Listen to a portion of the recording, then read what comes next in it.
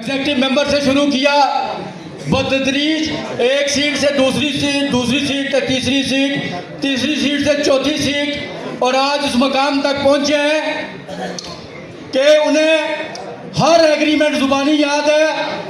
जब बैठते हैं हर एग्रीमेंट की हर क्लास का हवाला देते हैं। ये नहीं है कि अचानक ही पैराशूट के जरिए आए और सदर बन गए।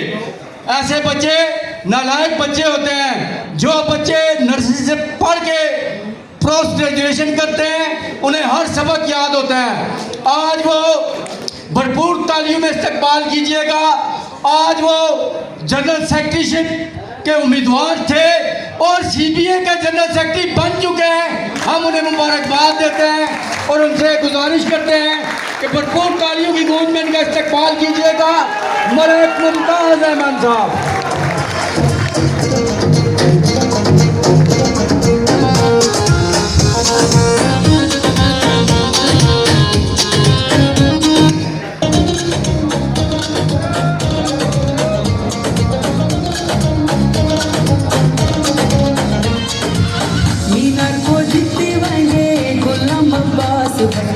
मीनार को जीतेंगे गुलाम मुस्तफा भट्टी।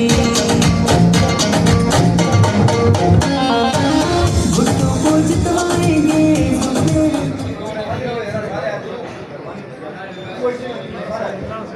अऊज़ु बिल्लाहि मिनश शैतानिर रजीम। बिस्मिल्लाहिर रहमानिर रहीम।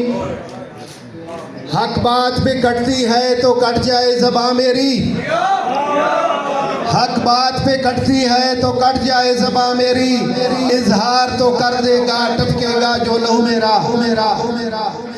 स्टेज की ज़ीनत आज की तकरीब के चीफ गेस्ट जनाब इज़्ज़त माब चौधरी मंजूर साहब और मेरे वो तमाम रिटायर मेरे सीनियर भाई जो यहाँ तशरीफ़ लाए हैं, और उसके बाद पूरे पाकिस्तान से आए हुए OGDC हल्के गजूर बाशऊर अजीम मेहनत कश भाइयों दोस्तों बुजुर्गों अस्सलाम वालेकुम। सबसे पहले मैं रब्बे मुस्तफ़ा का शुक्रगुजार हूँ कि अल्हम्दुलिल्लाह सुम अल्हम्दुलिल्लाह पूरे पाकिस्तान ने दोस्तों आपने जो इत्मीनान हमारे ऊपर किया, खैबर से लेकर कराची तक,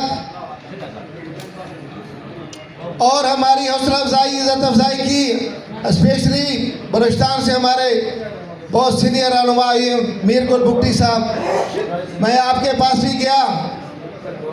आज दोस्तों हमारे इस तकरीर का एक एक लफ्ज़ आपको यकीनन याद होगा। तो हमने जो वादे आपके साथ किए, एक इदारा एक पॉलिसी का किया था इंशाल्लाह हम बिल्कुल सिक्योरिटी वाले सुन लें और हमारी हायर मैनेजमेंट तक पहुंचा दें कि वर्कर का मूड देख लें। और हमने जो वादे किए हैं इंशाल्लाह हमारा ट्रैक रिकॉर्ड ये है कि हमने कभी मजदूर के साथ धोखा नहीं किया और ना इदारे के दिफा के लिए कभी पीछे हटे हैं। तो इंशाल्लाह नज़ीर मेरे भाइयों दोस्तों बुजुर्गों, आज मुझे अफसोस होता है कि हमारे ऊपर आइन की जो तशरीह करते हैं या जो कोर्टों में हमारे खिलाफ जाते हैं वो खुद गैर आइनी और गैर कानूनी तौर पर आए हुए हैं OGDC के अंदर। तो इंशाल्लाह मेरे पुराने लोग जो कैफज़दा हैं, मैं वहाँ से शुरू करता हूँ कि आपने OGDC को खड़ा किया, आपका इसमें खून पसीना शामिल है मेरे भाइयों दोस्तों। इंशाल्लाह अज़ीज़ अल्लाह के हुक्म से मलिक अख्तर साहब हम जो वादा करके हैं आपके साथ जाकर बिल्कुल इस मैनेज से मैसेज कन्वे कर रहे हैं कि हम उस पर कोई कंप्रोमाइज़ नहीं करेंगे और आपका हक आपको लेकर देंगे इंशाल्लाह। और दूसरी बात, हमारे वो नौजवान जिनके वालिदैन के मेडिकल का इशू है, क्लासेस मौजूद हैं और मैनेजमेंट जो आए बाएँ शाये कर रही है। जिस तरह गिल साहब ने कहा हमें एक एक क्लास याद है, कोई माई का लाल मैनेजमेंट का बदमाश ऑफिसर ही दोस्तों क्लास की अब जबर जेर पेश दर नहीं कर सकता जब तक जायद भुट्टो और मलक मुख्तार न बिके। और इंशाल्लाह हम नेगोशिएशन करने वाले लोग हैं, टेबल छोड़ने वाले लोग नहीं हैं।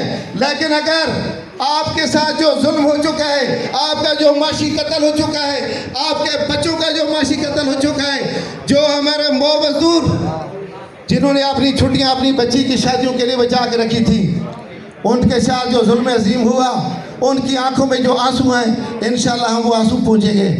और उनका लूटा हुआ पैसा, एग्रीमेंट की वायलेशन इंशाल्लाह हम डंके की चोट पर मैनेजमेंट से मनवाएंगे और आपकी जितनी रिकवरी हुई है वापस दिलाएंगे।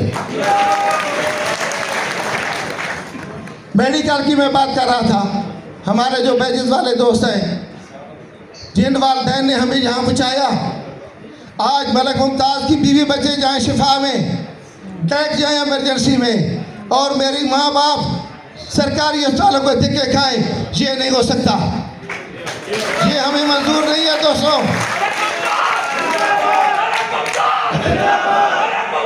इंशाल्लाह अब वक्त आ गया है और आपने मैनेजमेंट को ये मैसेज दे दिया, आज एमडी साहब भी अपने आंखों से देख के हैं और हम भी ये करते हैं कि अब वक्त आ गया कि साडा हक इत्थे रख। और इंशाल्लाह आपको मेडिकल दिलाएंगे। और उसमें मैं पॉइंट बता रहा हूँ। और हमारे वो अजीज जो थर्ड पार्टी पर है, अल्हम्दुलिल्लाह हमने हर फील्ड में जाकर, भुट्टो साहब आपके सामने ये वादा किया है कि हम आपको ओजीडीसी की पेरोल पर लाएंगे। और जो कुछ ओजीडीसी में हो रहा है, हमें एक चीज़ का पता है, आज ये आउटसोर्स के नाम पे जो हमारी पार्टियों की तबाही की गई, जो जुल्म हमारे मजदूरों के साथ किया गया, हमें एक चीज़ का पता है दोस्तों, आप ओजीडीसी के गैरतमंद मजदूर हैं, आपने ओजीडीसी को यहाँ तक पहुँचाया है। आज इस जालिम मैनेजमेंट ने आपको इदारा बदल इस तरह किया जिस तरह किसी शहर में कोई मालिक मकान अपने किराएदार को भी नहीं करता। लिहाजा हमें जो मेरिट मिला है वो इसी काम के लिए मिला है जो मैं गिन रहा हूँ, जो मैं उंगलियों पे गिन रहा हूँ। इस पे जब तक मैनेजमेंट नहीं आएगी हमारी गाड़ी आगे नहीं चल सकती। हमें कोई यूनियन नहीं चाहिए दोस्तों, हमें इज्जत चाहिए मजदूर की, हमें मजदूर का मफाद चाहिए। और उसके लिए जो कुर्बानी मलिक अख्तर साहब देनी पड़े, अल्लाह का हुक्म से आप गवाह हैं, जिंदगी मौत है अल्लाह के हाथ में। और मुझे तो अल्लाह ने दोबारा ज़िंदगी दी है तो आप में से किसी की दुआ की वजह से दी है, और हो सकता है अल्लाह कोई मुझसे काम लेना चाहता है, तो इंशाल्लाह अल्लाह के हुक्म से हम इस पे पूरा स्टैंड करेंगे। पार्टी वाले सुन लें, कोई परेशान होने की ज़रूरत नहीं है, जो कुर्बानी देनी पड़े। अगर हम ये अपने इदारे का दिफा नहीं कर सकते, हमारे जब मशहूर यही है कि इदारे की तरक्की और आपकी खुशहाली, अगर इदारा ही नहीं है तो फिर आपकी खुशहाली किधर से आएगी? नहीं आ सकती इंशाल्लाह। तो इंशाल्लाह अज़ीज़ आपके सामने जो टीम बैठी है, ये ओजीडीसी को बचाने वाली टीम थी। आपको पता है, मैं उस बात में नहीं जाना चाहता, बहुत देर हो गई, मुझे आपका एहसास भी है। लेकिन दोस्तों आज आउटसोर्स के नाम पे आसान लफ्ज़ों में ठेकेदारी निज़ाम के हिसाब से काम भी दखनी से शुरू किया जा रहा है, जहाँ से आपका मुंतखब जनरल सेक्रेटरी आपसे बात कर रहा है, मुखातिब है कि ठेकेदार को मैसेज दे दो, कैटरिंग स्टाफ सारा उनके हवाले कर दो, कमीशन माफिया है सारा पीछे। हमें आप 600 से 800 नहीं देने खाने के लिए, वो आपके मामे का पुत्र है कि उसे आप कहते हैं हम 3500 देंगे और आपके कोक मेरे सारे फारे होंगे। बिल्कुल ऐसा नहीं हो सकता। और जिसका ठेका है वो भी हमें पता है, वो भी हम वक्त आने पे इंशाल्लाह बेनकाब करेंगे अल्लाह के हुक्म से। तो दोस्तों अल्लाह के हुक्म से कोई घबराने वाली बात नहीं है, आपने अपनी जिम्मेदारी कर दी है पूरी। मैं आपके पास जब आया था तो मैंने कहा था कि हम अपने वर्कर की इज्जत नफ्स को बहाल करना चाहते हैं। उसका पहला फार्मूला ये था कि हम आपकी अदालत में आए। जो राजा सलीम साहब छुप रहे थे NIRC के पीछे, अभी हाई कोर्ट के पीछे छुप रहे हैं, हम उसको आपकी अदालत में ले आए। हमने अपना वादा पूरा कर दिया, आपने अपना वादा पूरा कर दिया। अब अगले काम है शुरू हमारा।